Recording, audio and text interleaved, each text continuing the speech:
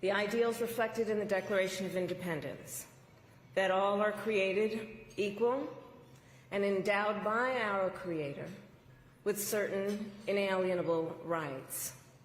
Ideals advanced and affirmed by the service and sacrifice of generations of patriots.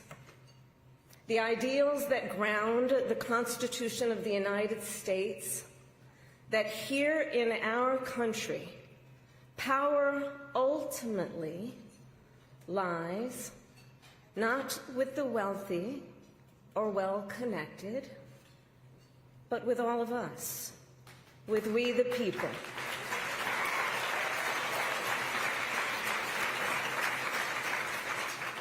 Now, of course, I recognize that America has never fully lived up to these ideals, that for all the gains we've made, the American dream has for decades been slipping further out of reach for so many, and that the American people deserve leaders who make their lives better and make our country stronger.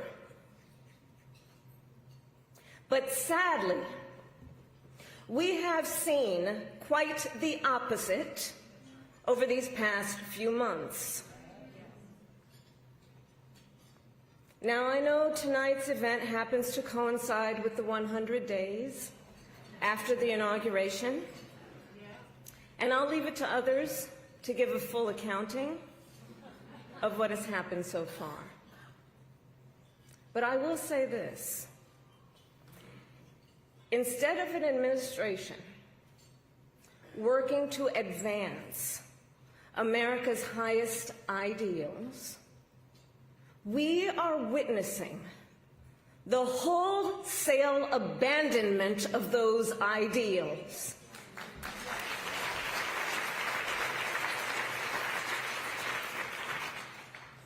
And what we are also seeing in these last 14 weeks is Americans using their voice and showing their courage.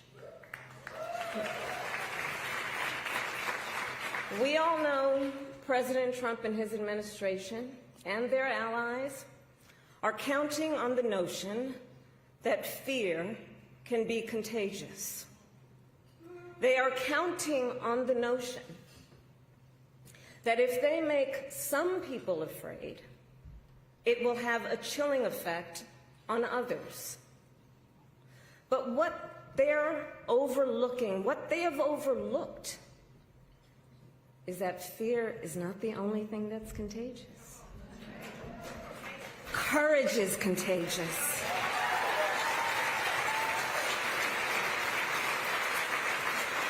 The courage of Americans who are banding together in the face of the greatest man-made economic crisis in modern presidential history. Americans across the political spectrum who are declaring that the president's reckless tariffs hurt workers and families by raising the cost of everyday essentials, devastate the retirement accounts that people spent a lifetime paying into, and paralyze American businesses, large and small, forcing them to lay off people, to stop hiring or pause investment decisions. The courage of Americans we are seeing who are rallying at Social Security offices to protect their hard-earned benefits. Of Americans who are speaking out to say, it is not okay to violate court orders. Not okay. Saying it is not okay to detain and disappear American citizens or anyone without due process.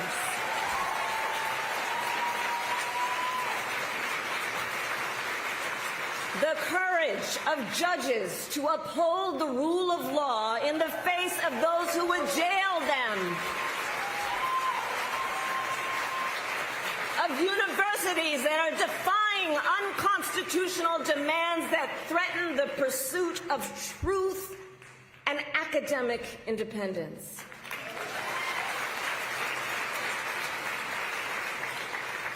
And I will tell you, the courage of all these Americans inspires me. And I have been inspired by the movements like the one in Wisconsin that put Susan Crawford on the Supreme Court,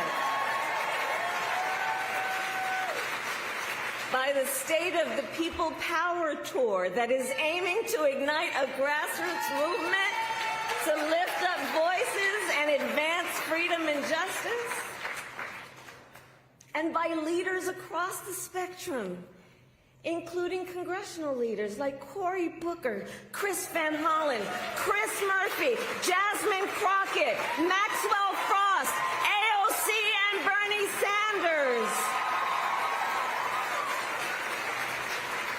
All who, in different ways, have been speaking with moral clarity about this moment. So look, some people are describing what's been happening in recent months as absolute chaos. And of course I understand why. And it's certainly true of those tariffs. Tariffs that, as I predicted, are clearly inviting a recession. But friends, please let us not be duped into thinking everything is chaos. I know it may feel that way, but understand what we are in fact witnessing is a high-velocity event where a vessel is being used for the swift implementation of an agenda that has been decades in the making. An agenda to slash public education, an agenda to shrink government and then privatize its services, all while giving tax breaks to the wealthiest among us. By the way, an agenda that is not lowering costs, not making life more affordable, and not what they promised. It's an agenda, a narrow, self-serving vision of America, where they punish truth tellers, favor loyalists, cash in on their power, and leave everyone to fend for themselves, all while abandoning allies and retreating from the world. And folks, what we are experiencing right now is exactly what they envisioned for America. Right now, we are living in their vision for America. But this is not a vision that Americans want. We are living in a moment when the checks and balances upon which we have historically relied have begun to buckle. And we here know that when the checks and balances ultimately collapse, if Congress fails to do its part, or if the courts fail to do their part, or if both do their part, but the president defies them anyway, well, friends, that is called a constitutional crisis. And that is a crisis that will eventually impact everyone. Because it would mean that the rules that protect our fundamental rights and freedoms, that ensure each of us has a say about how our government works, will no longer matter. And if that happens, the one check the one balance, the one power that must not fail is the voice of the people.